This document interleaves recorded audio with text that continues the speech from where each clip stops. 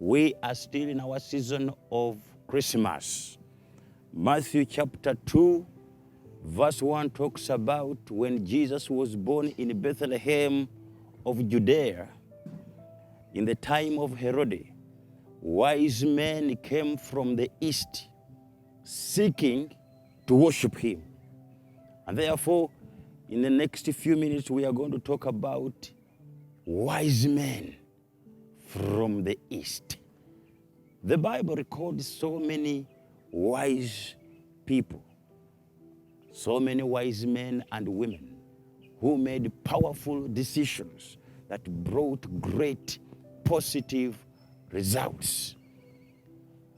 The Bible talks about Abraham who obeyed God. That was a wise decision. The Bible talks about Ruth who made a decision to follow Naomi. That was remarkable, that made him to become the mother or the grandmother of Jesus Christ. The Bible also talks about Rahab, this woman in Jericho, the only survivor in Jericho who made a wise decision of hosting the spies that Moses had sent.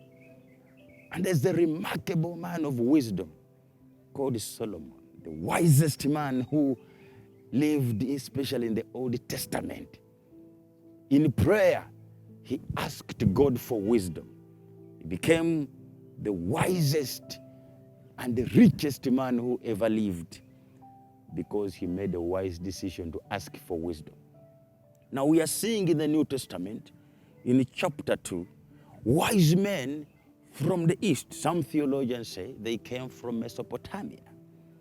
These were not religious men, in quotes. They were not men of God, but they were skilled in wisdom, the wisdom of the time, in philosophy, in science. They were skilled in astrology.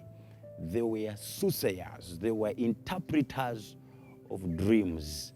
So these were wise men, but they made the wisest decision in their lives. They decided to seek Jesus Christ. So these were influential men of the time. They were renowned, and that's why they had a connection with the king called Herod. But there's something about them. They chose, despite their intellect, despite their influence, they decided to follow, to seek the king, and that was Jesus Christ. And when they located him, they chose to worship him.